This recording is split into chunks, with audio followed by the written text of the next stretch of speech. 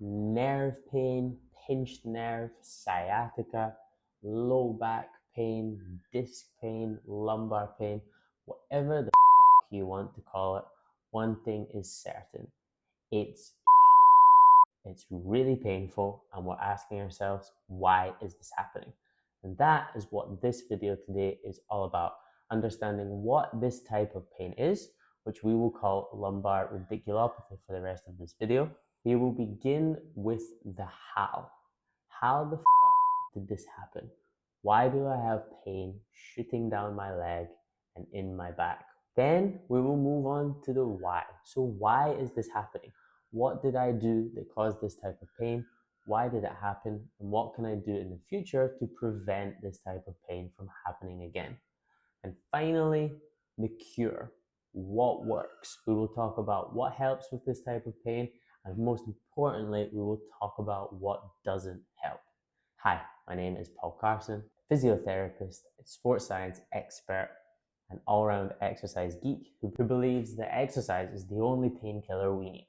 Let's begin with the how. So what is lumbar radiculopathy? So like I said, it encompasses all of those types of names that we were talking about: sciatica, low back pain, nerve pain, pinched nerve, whatever you want to say. This is an umbrella term that we use in the sort of medical and physiotherapy world. So radiculopathy just means that this is causing nerve-related symptoms. So numbness and pins and needles and potential muscle weakness. And radicular pain is that shooting, intense electric shock-like pain that you can experience as well. Now, where is this pain coming from? It's coming from our intervertebral discs, which sit in between all of the bones in our spine. And the most common area that we get this type of pain is in our lower back. The common age range for this type of pain is anyone between the age of 30 to 50 usually, and we do see it in men more than women. But to truly understand why this happens, we need to put on our anatomy hats. So pause the video now and go and get yours. So like I said, we have the intervertebral discs which sit in between the bones of our spine. And they are made up of 3 layers. The middle layer is called the nucleus pulposus, which is always fun to say, and it is essentially like a spring. It has lots of movement. It can bend further forward and backwards and to the side. It's very jiggly, but you wouldn't want to lie on top of it, would you? Because that would be uncomfortable. You wouldn't just want to lie on a spring, and the structure itself is a bit unstable. So then we need a second layer, and that second layer is called the annulus pulposus, and this layer is like the memory foam outer layer of the spring.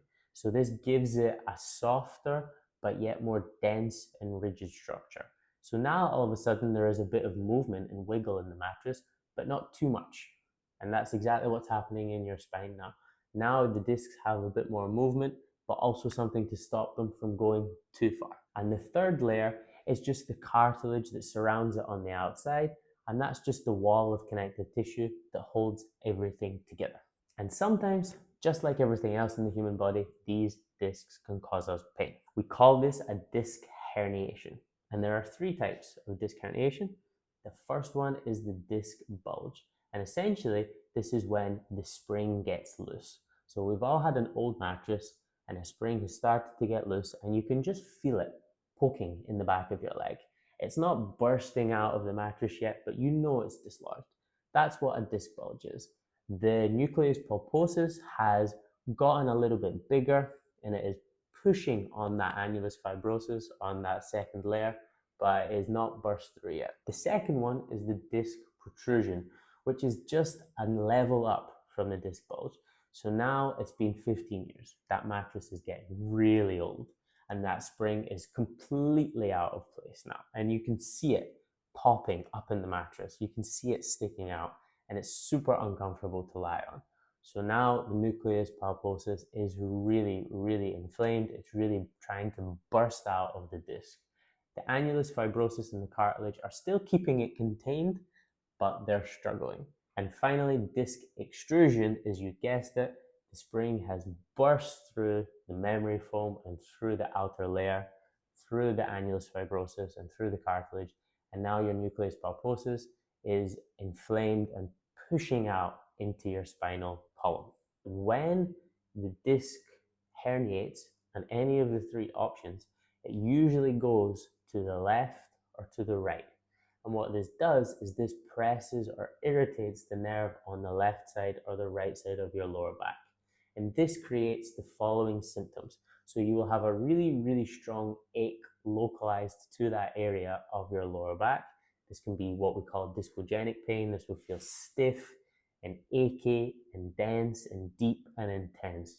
And then on top of that, you will also have radicular pain, and it almost feels like an electric shock is shooting down one side into the leg. This can go down to the toes, to the knee, to the thigh, or just to the pelvis.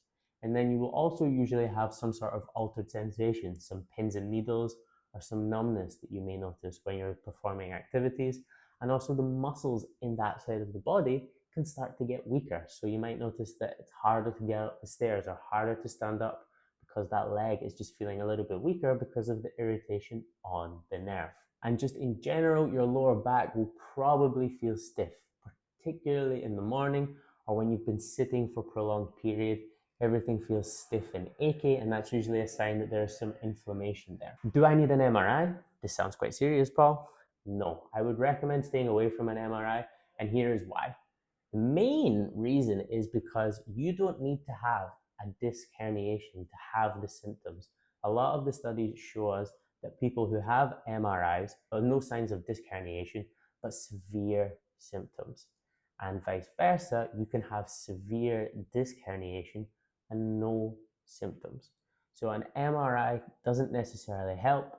It's expensive and it takes a lot of time. And while you're waiting for these things, the brain is panicking. The exceptions would be if you've had this pain for 3, 4, 5 months and it doesn't feel like it's getting any better, then I would say ask the doctor and get an MRI. And the other reason is when you notice that you're having issues with incontinence. So if you've got any of those two symptoms, yes, I would suggest getting an MRI, but otherwise, physical assessment and regular treatment from your doctor or physiotherapist is recommended. And when we talk about the why, you will understand this even better, which is what we're going to do right now. So what is causing this type of pain? Why is this happening? Well, the main culprit is just age-related changes. Just like everything else in the body, over time, our discs start to change and they start to become more vulnerable. If we go back to our mattress analogy, this is easy to understand. And let's go back to that spring. So remember, that's our nucleus pulposus. And when we first get that mattress, it is springy, it's durable, it can absorb our impact, spread out the weight, bend, adjust to us, and make us feel very comfortable. And your nucleus pulposus is the same. It's bendy, it's absorbent, it can do its own thing. But what happens with time? Just like the mattress, what would we expect? We would expect those springs to get a bit stiffer. All of a sudden, they're not as comfortable. They don't take our weight as well. They don't absorb our body weight. Your nucleus pulposus starts to do the same thing. In fact, it gets what we call drier. It is naturally quite a liquid type part of the body. There's lots of water in it, but over time, it starts to dry up and become more rigid. And then what's on top of that is the annulus pulposus. And much like the memory foam around your mattress, over time, it just begins to wear down and get a bit thinner.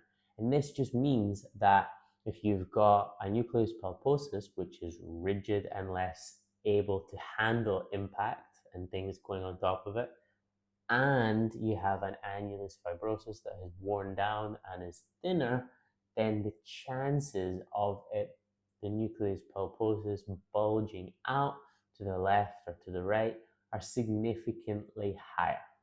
And together, they just increase the chances and the likelihood of you experiencing some sort of disc herniation. And then again, on top of that, the more that this happens, the more likely that you are to experience the physical symptoms. The thing is, though, that even with age, the discs can be completely reabsorbed and often are and go completely unnoticed. And the other thing, which is the most important thing that I want to stress in this video, is that the research shows us that 70% of people who suffer from lumbar radicular type pain, sciatica nerve pain, get significantly better in just 2 weeks. That means significantly less pain, moving fairly freely, minimal symptoms in 2 weeks. For the other 30%, though, this is something that can persist for months and even years, often going away and coming back. But for the majority of you watching this video, the chances are you will be fine. And that is the most important message to take away. What works though? What if those 2 weeks are really, really painful? What can I do? Or if I'm one of the unfortunate 30% who are suffering from long-term pain related to this, what can I do?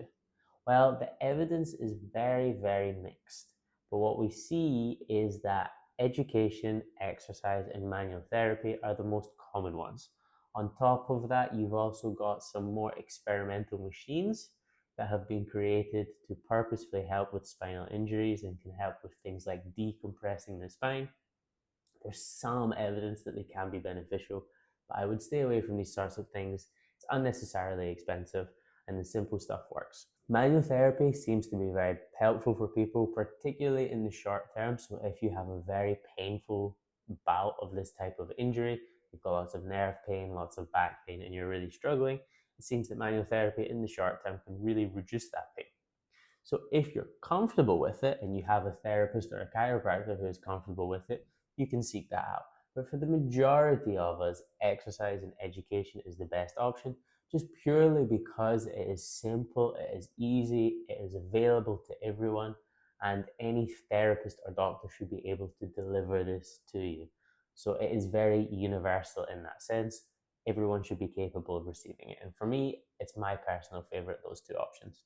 Yes, I'm biased. I am talking to you through an education-based YouTube channel where I educate people on how to use exercise as a painkiller. I know, extremely biased, but I stand by it.